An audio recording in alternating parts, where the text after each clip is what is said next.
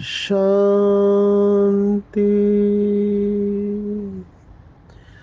आज 20 फरवरी 2024 भारत में मंगलवार है।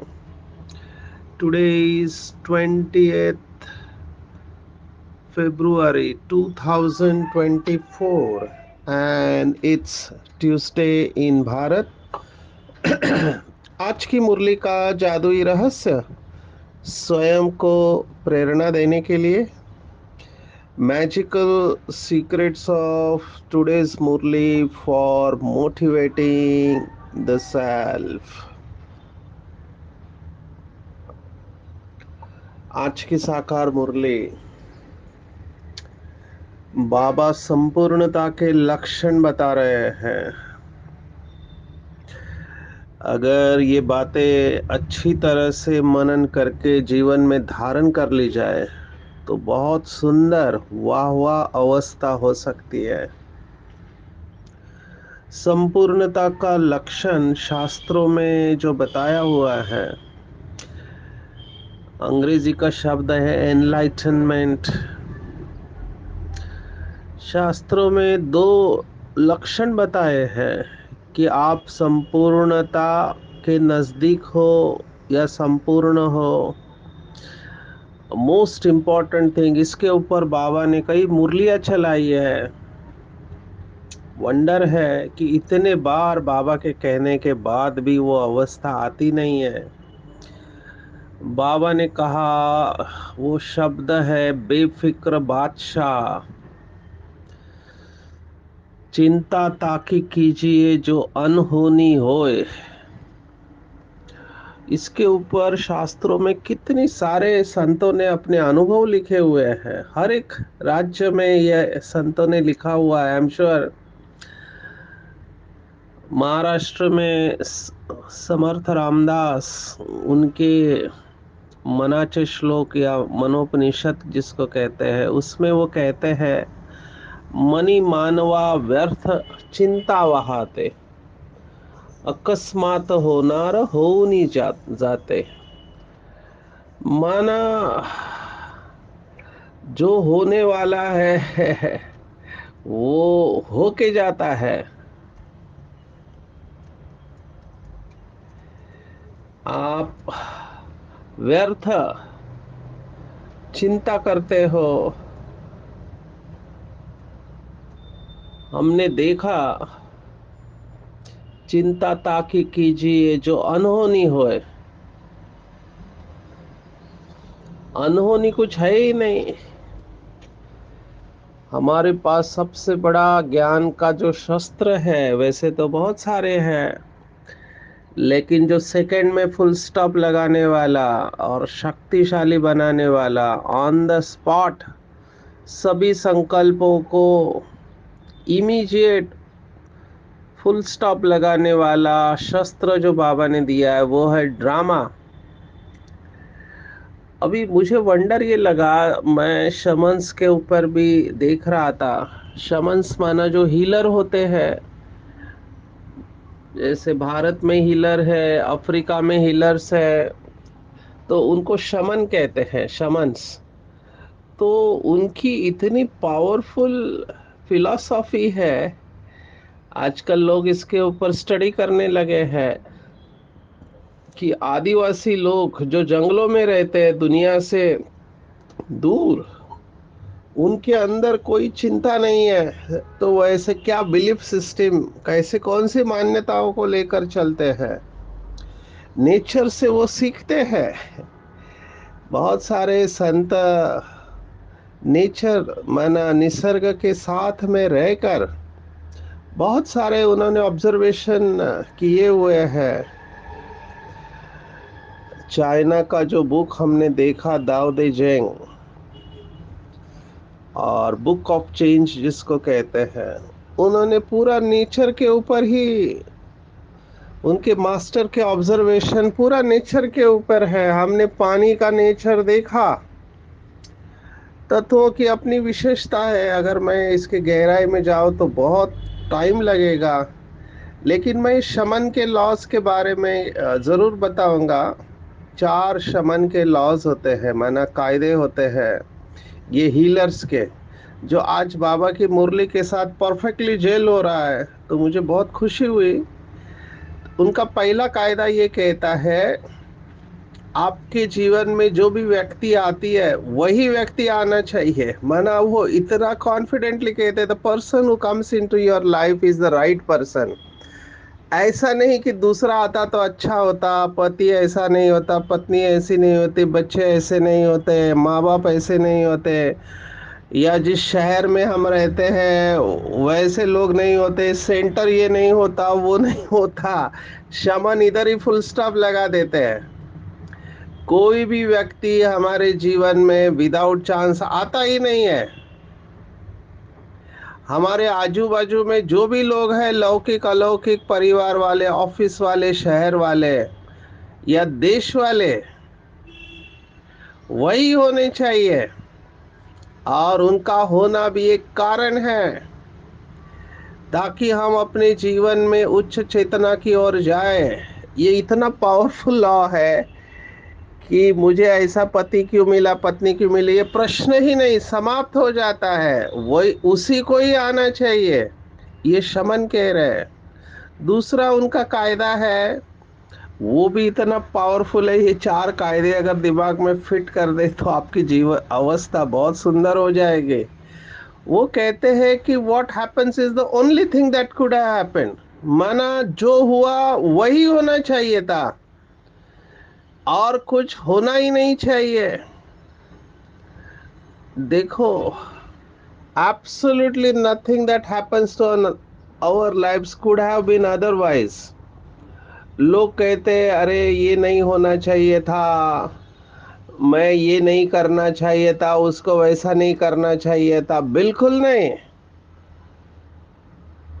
जो जो चीजें हमारे जीवन में हुई है अभी तक, उसे वैसा ही होना चाहिए। ऐसा नहीं होता तो वैसा होता, ये थॉट भी नहीं है। अभी ये स्वीकार करना कठिन होता है, लेकिन जैसे हम स्वीकार करते, इमीडिएट फुल स्टॉप, जो भी बातें हमारे जीवन में आई है वैसे ही आनी चाहिए थी। तीसरा कायदा है, देखो ये तीनों चारों ही कायदे एक दूसरे से जुड़े हुए हैं। Any time it starts is the right time. माना आप जब भी शुरुआत करते हो वही सही समय है। जब भी आप शुरुआत करते हैं किसी भी कार्य के, वही सही समय है। उसके पहले भी नहीं, उसके बाद में भी नहीं। इतना एक्यूरेट है। बाबा जब कहते हैं मक्खी उड़ी और बैठ गई, तो मक्खी उसी टाइम पे उड़नी चाहिए। This tells us about the accuracy of drama. अभी आप सोचो, ये जंगलों में रहने वाले आदिवासी, जिनको हम कहते हैं कि ये पढ़े लिखे नहीं है, लेकिन उनके पास ये नॉलेज है। Any time it starts is the right time. और लास्ट कायदा वो कहते हैं, अगर कुछ खत्म हो गया, when something ends it ends just like that. कोई व्यक्ति हमारे जीवन से चला गया, बात खत्म हो गई, अभी बस मूव ऑन। अभी ये इतने पावरफुल कायदे हैं, चारों ही कायदों का आपने देखा। तो आज की मुरली आपके सामने बाबा यही कह रहा है, एक्यूरेट, कल्याणकारी, हूबहू रिपीट होने वाला ड्रामा। अभी ये ड्रामा की पॉइंट देखो, शमन्स ने अलग तरीके से लिए है। बाबा वही बात कह रहा है, हमको इसके गहराई में जाना चाहिए और स्वीकार करना चाहिए कि जो भी ड्रामा में होता है मुझे संपूर्ण रूप से स्वीकार है। अभी प्रॉब्लम कहाँ पे आता है, मनोविज्ञान के अनुसार, साइकोलॉजी के अनुसार हमारी भावनाएं सकारात्मक कब रहती है? जब 100% हम एक्सेप्ट करते हैं। और जब हम एक्सेप्ट नहीं करते हैं तो हमारी भावनाएं सकारात्मक नहीं रह सकती, वहाँ रेजिस्टेंस होता है, रेजिस्टेंस। और वहाँ हमारी एनर्जी जाती है। आप अगर बाप दादा को ऑब्जर्व किए क्लोजली, बाबा बहुत स्विफ्टली मूव करता है, ऐसे लगता है कोई रेजिस्टेंस ही नहीं है। होने में भी सुखी है, नहीं होने में भी सुखी है। मैं बहुत बार यहाँ के संतों का रेफरेंस इसलिए देता हूँ क्योंकि हर राज्य में अलग अलग संत होके गए हैं और हर संतों की अपनी विशेषता होती है। अभी इतना सब लिटरेचर पढ़ना मुश्किल है। महाराष्ट्र में एक संत गोंदवलेकर महाराज होके गए, उनका बहुत फेमस हुआ कोट, असल तर असू दे, नस्ल तर नसू दे। माना हुआ ठीक है, नहीं हुआ तो भी ठीक है, मैं दोनों में राजी हूँ। जो बाबा ने अभी कुछ दिन पहले कहा, तेरे फूलों से भी प्यार तो तेरे कांटों से भी प्यार, ये बहुत ऊंची अवस्था है। माना आप इनडायरेक्टली यही कह रहे हैं कि जैसा आप चाह रहे हैं वैसे हुआ तो भी अच्छा, जैसा आप चाह रहे नहीं हुआ और अच्छा। जो बाबा कहते हैं जो हुआ वो बहुत अच्छा, जो हो रहा है वो उससे भी अच्छा, और जो होने वाला है वो उससे भी अच्छा। जब सब अच्छा है तो फिर फिक्र कहाँ से आए? अभी ये योगी की अवस्था है, आम आदमी के लिए ये मुश्किल है। अगर आप दिन भर में अपनी दिनचर्या को देखेंगे तो हमारी बहुत सारी एनर्जी इसी में ही चली जाती है। हम अपनी इच्छा के अनुसार चीजों को दिशा देना चाहते हैं। अभी अच्छा है, जरूर करना चाहिए, मैं इसके अपोजिट में नहीं हूँ, लेकिन मैं ये कह रहा हूँ कई बार हम बहुत मेहनत करते हैं और उसके बाद भी बातें होती नहीं है जैसे हम चाहते हैं, तो उसको एक्सेप्ट कर लेना चाहिए। फिक्र होना ही नहीं चाहिए, क्योंकि हमारी फिक्र करने के लिए स्वयं भगवान बैठा हुआ है। एक भाई ने मुझे ये बात सुनाई, मैंने उनको देखा कि बहुत रिलैक्स रहता है। मैंने कहा भैया तुम्हारा सीक्रेट क्या है? तुम्हें टेंशन नहीं आता है क्या, चिंता नहीं आती है? तो उसने बहुत अच्छा जवाब दिया। उस आत्मा ने कहा कि जब स्वयं भगवान मेरी चिंता कर रहा है तो मैं क्यों चिंता करूं? ये शास्त्रों की बात है। अर्जुन ने प्रतिज्ञा की थी कि शाम तक अगर उसने जयद्रथ को नहीं मारा तो वो अग्नि समाधि ले लेगा। तो अभी श्री कृष्ण को चिंता लगी है कैसे इसने अगर नहीं मारा तो ये तो चला जाएगा। तो उसने सोचा कि मेरे को इतना टेंशन है तो अर्जुन को कितना होगा। तो वो गया तो देखा अर्जुन आराम से लेटा हुआ है, सोया है। तो श्री कृष्ण ने उसको उठाया, बोला अरे तुमने इतनी बड़ी प्रतिज्ञा की है, जयद्रथ अगर समझो कल नहीं मिला तो तुम तो खत्म हो जाओगे, तुम्हें फिक्र नहीं है क्या? तब अर्जुन कहता है कि जब मेरी फिक्र स्वयं भगवान कर रहा है तो मैं क्यों फिक्र करूं? एग्जैक्टली ये है अपने आप को सौंप देना, पूरी तरह से समर्पण भाव। ब्रह्मा बाबा की अवस्था थी। अर्जुन और कोई नहीं, हम सब अर्जुन है, लेकिन ब्रह्मा बाबा ने ये प्रूव करके बताया कि 300 लोग हैं, खाने के लिए कुछ नहीं। वो भंडारी भी 11 बजे आके बता रही है कि आटा खत्म हो गया।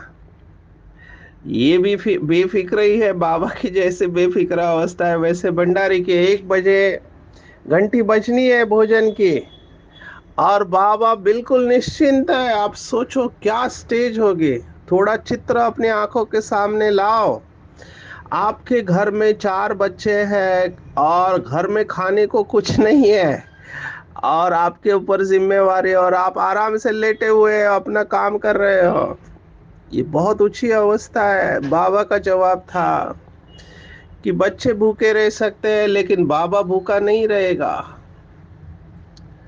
और उस समय हम सब जानते हैं ये स्टोरी कि उस समय मनी ऑर्डर आया, धन आया, फिर आटा आया और फिर सबको टाइम पे भोजन मिला। अभी इतना रिलैक्स रहना चाहिए या नहीं, मैं इसमें नहीं चाहूंगा। हमको जिम्मेवारी तो रखनी है। बाबा एक तरफ ये भी कह रहा है कि आगे चलकर खाने को नहीं मिलेगा, है ना। कुछ दिन पहले मुरली में आया था। तो हमको पहले से ही इसका इंतजाम करना चाहिए। नहीं तो महाराष्ट्र में एक और कहावत है कि ठेविले अनंते तैसेसी रहावे, चित्ती असावे समाधान। माना भगवान ने जैसा रखा है वैसे ही रखो, चित्त में समाधान रखो। असेल माझा हरी तर देईल खाटल्यावरी, माना मेरा अगर हरी है तो वो मुझे बैठे बैठे खिलाएगा। इसके ऊपर कई लोग टीका करते हैं। अभी ये पॉजिटिवली भी लिया जा सकता है और निगेटिवली भी लिया जा सकता है। पॉजिटिवली लिया कैसे जा सकता है कि सचमुच में भक्ति मार्ग में ऐसे हुआ है कि भगवान ने भक्तों की रक्षा की। बाबा मुरलियों में कई बार कहते हैं कि सन्यासी लोग जंगल में क्या खाते हैं, उनको कहाँ खाने को मिलता है, जो मिलता है उसके ऊपर वो जिंदा रहते हैं। कंदमूल खाते हैं वो। अभी स्वामी विवेकानंद की आपने अगर हिस्ट्री पढ़ी है, कहाँ कहाँ उनको खाने के लिए कितना दिक्कत। आखिर एक होटल में उन्होंने ऐसी चीज खाई कि लोगों ने ऑब्जेक्शन लिया कि तुम हिंदू होकर ये नॉनवेज खा रहे हो। तब उन्होंने कहा कि मुझे पता नहीं ये क्या है, लेकिन मुझे इतना पता है कि ये भोजन से मुझे ताकत मिलने वाली है और मैं कुछ दिनों के लिए, कुछ घंटे के लिए शरीर को चला पाऊंगा। अभी ये प्रश्न उनके गुरुजी को भी पूछा कि वो खाता है तो हम भी खाए। तो उनके जो गुरुजी है श्री रामकृष्ण परमहंस, उन्होंने कहा वो अग्नि है, वो कुछ भी हजम कर सकता है। ऐसी स्टोरी आदि शंकराचार्य के लाइफ में भी आती है कि वो जहाँ जाते थे लोग उनको कुछ ना कुछ देते थे अपनी यात्रा पर। तो एक भाई जिसका शराब का दुकान था, उसने कहा मेरे पास तो शराब ही है। उन्होंने उसे भी स्वीकार किया तो साथ वाले बहुत खुश हो गए, उनको भी पीने को मिला। आगे गए तो एक लोहार था जो लोहे को पिघला रहा था, वो कहता मेरे पास ये पिघला हुआ लोहा ही है। उससे भी वो पी गए तो साथ वाले सब चेले भाग गए। पर ये आदि शंकराचार्य की अवस्था थी प्यूरिटी की। अब इन कहानियों में सच कितना है मैं नहीं जानता, लेकिन इसके पीछे का भाव बहुत इंटरेस्टिंग और इम्पोर्टेंट है कि भगवान ने हमको जो दिया हुआ है उसमें हम संतुष्ट रहे। क्योंकि काम विकार जो है, जिसकी जड़ है कामनाएं, भले आप काम विकार में नहीं जा रहे हैं लेकिन कामनाएं आपको परेशान कर रही हैं, तो भी आप संतुष्टता के संपूर्ण स्टेज से नीचे आ जाएंगे। आज की पूरी मुरली इसके ऊपर है। अगर आप गहराई से जाओगे तो फिक्र का आधार है ये अनावश्यक इच्छाएं जो हमको भगाती रहती है। इधर जाओ उधर जाओ, ये करो वो करो। हर एक को ये अपने आप से प्रश्न पूछना चाहिए। मैं ये प्रश्न अपने आप से पूछता हूँ कि आपको सुखी जीवन जीने के लिए कितना चाहिए। तो आवाज आता है, दो वक्त की रोटी, दो जोड़ी कपड़े और शरीर को स्वस्थ रखना, बाकी सब छोड़ के जाने वाले हैं हम। तो हर एक को ये डिसीजन लेना है। ये सभी संतों ने देश विदेश के अनुभव किया है। सुकरात की कहानी हमने बार बार देखी। वो एक दुकान के बाहर विंडो में से देख रहा था जो भी चीजें डिस्प्ले की हुई थी। आखिर दुकानदार ने बाहर आके पूछा कि तुम बाहर से क्यों देख रहे हो, अंदर आके क्यों नहीं देखते। तो वो कह रहा है मैं इतने समय से देख रहा हूँ ये सब चीजें जो आपने रखी हुई है मेरे पास इसमें से एक भी नहीं है, फिर भी मैं बहुत सुखी हूँ। इन सब चीजों की जरूरत ही नहीं है। तो बाबा ने इसके ऊपर ध्यान खिंचवाया है कि जरूरत और लोभ में फर्क करना चाहिए। ये डायरेक्ट कनेक्शन है, इसलिए बेफिक्र के ऊपर मैंने इतना समय लिया। दूसरा लक्षण है संपूर्ण अवस्था का कि कोइंसिडेंसेस, योगा योग जिसे कहते हैं। हमारे जीवन में ऐसे कोइंसिडेंसेस होने लगेंगे, आप सोचोगे हो जाएगा, आप याद करोगे वो व्यक्ति सामने आएगा। जैसे आप सोच रहे हो, कई लोगों के जीवन में कोइंसिडेंसेस होते रहते हैं। अगर साथ में बेफिक्र अवस्था आ जाए तो बहुत ऊंची अवस्था माना जाएगा। और बाबा ने आज कहा ज्ञानी और योगी बच्चे छिप के नहीं रह सकते। तो इसके ऊपर चिंतन करें कि भगवान मिलने के बाद अभी मुझे किस बात का फिक्र है। चिंता ताकि कीजिए जो अनहोनी होए। कोई भी अनहोनी है नहीं है, हर एक बात में कल्याण है। जब भगवान कह रहा है कोई मरे तो भी हलवा खाओ, अम्मा मरे तो हलवा खाओ, बीवी मरे तो हलवा खाओ, कोई भी शरीर छूटे उसमें भी कल्याण है, तो फिर प्रश्न ही नहीं उठता कि चिंता किस बात की है। आज बाबा ने बच्चों को बेबी बुद्धि कहा है, अभी तक बच्चे ही है, छोटे हैं, बालिग नहीं बने हैं। भगवान ये कह सकता है और उसके पास रीजन है कि बाबा क्यों कह रहा है कि बच्चे अभी तक मैच्योर नहीं हुए हैं, छोटे हैं, क्योंकि प्रश्न पूछना नहीं जानते हैं। बाबा ने रेफरेंस दिया कि जो सन्यासी है विलायत में जाकर कहते हम राजयोग सिखलाते हैं। अभी राजा तो सुखी रहता है, उसके पास सभी सुख के साधन होते हैं। एक तरफ सन्यासी कहते सुख काग विष्टा के समान है, फिर राजयोग कैसे सिखाएंगे, वह सतयुग के राजा कैसे बनाएंगे। अब ये प्रश्न पूछना आना चाहिए, लेकिन ये प्रश्न नहीं पूछते, इसलिए बालिग है, बालिग नहीं बने, अभी तक बेबी बुद्धि है। बाबा ने कहा प्रश्न पूछना चाहिए, बहुत अच्छा तरीका है। सीधा ज्ञान सुनाने के बजाय केवल प्रश्न पूछो। बाबा के कॉमनेस्ट प्रश्न है, इस समय कलयुग है या सतयुग है, इस समय दैवी संप्रदाय है या आसुरी संप्रदाय है, इस समय राम राज्य है या रावण राज्य है। अभी सीधा सीधा लोग कहेंगे इस समय सभी रावण राज्य है, क्योंकि रोज कहीं ना कहीं इनकम टैक्स की धाड़ पड़ती रहती है। कितने लोगों के ऊपर केस चल रहा है, एक दूसरे को मारते रहते हैं, तो राम राज्य तो हुआ ही नहीं। अच्छा, अभी सभी की बुद्धि आसुरी है या दैवी है, तो आसुरी है, तो आसुरी को दैवी बुद्धि बनाने वाला कौन। अभी देखो ये है किसी को एक टनल में लेके जाना और सीधा बाबा के पास आके छोड़ देना, लेकिन ये प्रश्न पूछने की अकल भी सभी में नहीं होती है। ऐसे बाबा कह रहा है, क्योंकि माया के साथ बॉक्सिंग है। बॉक्सिंग में बहुत मरते हैं, बाबा ने कहा इसमें भी बहुत मर जाते हैं, विकार में गया और मरा। बाबा ने आज होपलेस केस को भी याद किया है, घड़ी घड़ी गिरते रहेंगे तो कहेंगे गेट आउट, माना मत आओ यहाँ पर। एक दो बारी आजमाया जाएगा, दो बारी माफी मिली, फिर केस होपलेस हो जाएगा। फिर आएगा भी तो बाबा ने कहा डर्टी क्लास में जाएगा, एकदम डर्टी क्लास, ये बाबा का शब्द है आज के मुरली का।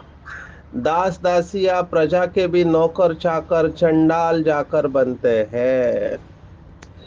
तो चेक करना चाहिए, मैं माया से घड़ी घड़ी हार तो नहीं खा रहा हूं, क्योंकि बार बार अगर गलतियां होती रही तो कॉन्फिडेंस खत्म हो जाएगा और फिर निराश हो जाएंगे, याद की यात्रा में रह न सकेंगे। तो चेक करना चाहिए कि मेरे से ऐसी कोई गलती तो नहीं हो रही है। आज बाबा ने और एक इम्पोर्टेंट बात कही है, मनसा वाचा कर्मना। तो बाबा ने आज कहा कि स्थूल सेवा की सब्जेक्ट भी है। मनसा है नंबर वन, वाचा तो बहुत सहज है, लेकिन बाबा कहते स्थूल सेवा के भी मार्क्स होते हैं। तो ये बहुत बड़ी बात आज बाबा कह रहा है कि स्थूल सेवा भी छोड़नी नहीं चाहिए। मुझे हमेशा स्थूल सेवा में भोली भंडारी की याद आती है। अभी उसको केवल भोजन बनाना आता था, लेकिन इतना अच्छा बनाते थे कि जो भोजन खाएगा उसका योग लगेगा। बाबा ने ये मुरलियों में कहा हुआ है कि अगर भोजन बनाने वाले बाबा की याद में भोजन बनाए तो खाने वाले का हृदय शुद्ध तो हो जाएगा। आप सोचो कितनी बड़ी ताकत ये योग में है, लेकिन वो अवस्था है नहीं सभी की। कुछ एक होंगे जिनकी ये अवस्था है कि योग में भोजन बनाते हैं। अगर कर्मण भी सेवा नहीं करते हैं तो फिर बाबा कहेगा क्या पद पाएंगे। ये उनके लिए है जो कुछ नहीं करते, सिर्फ खाते पीते और सोते रहते हैं। तो हमको ये चेक करना चाहिए कि मैं ऐसा तो नहीं हूँ। अपनी चेकिंग करना है। और सबसे इम्पोर्टेंट बाबा ने कहा, जो टीचर्स को भी कहा, मुझे ये बात बहुत इम्पोर्टेंट लगी, क्योंकि मैं बहुत स्थानों पर जाता हूँ तो टीचर्स की एक्सपेक्टेशन होती है कि बहुत लोग आए बाबा के घर पे, सेवा अच्छी हो, हम खर्चा करते हैं। तो जितने लोग आने चाहिए उतने नहीं आते हैं। कई स्थानों पर मैं देखता हूँ तो थोड़े निराश हो जाते हैं। बाबा ने आज उसका जवाब दिया हुआ है। बाबा ने ये मुरलियों में, अव्यक्त मुरली में कहा है, कोई भी सेवा करो, कोई जिज्ञासु आवे या नहीं आवे, लेकिन स्वयं स्वयं से संतुष्ट रहो। निश्चय रखो। क्या निश्चय रखो? अगर मैं संतुष्ट हूं तो मैसेज काम जरूर करेगा। स्टूडेंट नहीं बढ़े कोई हर्जा नहीं, आपके हिसाब किताब में तो जमा हो गया। अभी इसका गलत अर्थ नहीं निकालना, नहीं मैं तो ठीक हूँ, ये धरनी ऐसे है, लोग ही ऐसे हैं। कई स्थानों पर मुझे कहते हैं ये धरनी बहुत कड़ी है। धरनी कड़ी है इसका मतलब हमको सेवा करना छोड़ना नहीं चाहिए, मैसेज देते रहना चाहिए। अगर स्वयं संतुष्ट हो तो खर्चा सफल हुआ। ये उनके लिए है जो सोचते इतना खर्चा किया फिर भी कोई नहीं आया। एक अनुभव मैं हमेशा सुनाता हूँ, हमको बताया था गुजरात में मेला किया। अभी उस समय बहुत साल पहले की बात है, 3-4 लाख रुपए का मेला करना तो बहुत अपेक्षा थी कि काफी लोग आएंगे। उसमें से केवल एक कुमारी निकली। तो सभी ने कहा देखो तुमको ज्ञान में लाने के लिए हमको इतना खर्चा करना पड़ा, लेकिन आज वही कुमारी अनेक सेंटर के निमित्त है। तो हमको नहीं पता चलता है कि आगे क्या होने वाला है। हमारा काम है बीज डालना, वो समय पर अपने आप फलीभूत होगा। मेरे पास कितने ऐसे लोग मिलते हैं, हमने बचपन में बाबा के ज्ञान को सुना था, फिर ड्रामा प्लान अनुसार हम पुरानी दुनिया में गए, शादी हो गई, बच्चे, अभी फिर से आ रहे हैं। तो बीज ये अविनाशी है, ये कभी वेस्ट नहीं जाता है। ये सब डे बाय डे हमारे सामने असमर्थ कमजोर आत्माएं आने वाले हैं। तो हमको उनको जैसे कल की मुरली में था हिम्मत की टांग देनी है, आज बाबा ने कहा उनको समर्थ बनाओ, उनको शक्ति दो तो उनकी दुआएं मिलेंगी। पुरुषार्थ में ठंडा होके नहीं बैठना है, हिम्मत रखनी है। संडे की मुरली हिम्मत रखनी है, सेवा करनी है, किसी भी देहदारी के मुरीद नहीं बनना है। आज एक और गुह्य बात बाबा ने बताई, मैं जो हूं जैसा हूं, केवल 5% मुझे जानते हैं, भूल जाते हैं। बाबा को बहुत वंडर लगता है कि मुझे बुलाया, इतने दूर से मुझे बुलाया और मैं आया हुआ हूँ, और कहते हैं बाबा की याद रहती नहीं है। इससे यही पता चलता है कि निश्चय पक्का नहीं है। अगर निश्चय पक्का है तो बाबा की याद भूल कैसे सकती है? बाबा को इसका वंडर लगता है, लेकिन इसी के आधार पर नंबर बनते हैं। तो आज की पूरी मुरली में टेक होम है, बेफिक्र बादशाह बनना। किसी भी बात की चिंता नहीं है, भगवान को जीवन दिया है, मेरा अकल्याण हो नहीं सकता, 2 वक्त की रोटी बाबा जरूर खिलाएगा। बिल्कुल एक्यूरेट ड्रामा है, जो भी हुआ है वही होना चाहिए। जो भी देहदारी मेरे जीवन में आए उन्हीं को आना चाहिए। मैं जिस स्थान पर, शहर में, गांव में, सेंटर में, देश में हूँ, उधर ही मुझे होना चाहिए। इसलिए चिंता बिल्कुल नहीं, रूहानी सेवा करनी है मन वचन कर्म से। प्रश्न पूछना है कि मैं संतुष्ट हूँ, कौन सी बातें मुझे असंतुष्ट करती है। मेरा काम है बीज डालना, फिर बाबा का काम है उस बीज को फलीभूत करना या नहीं करना। अच्छा। ओम शांति।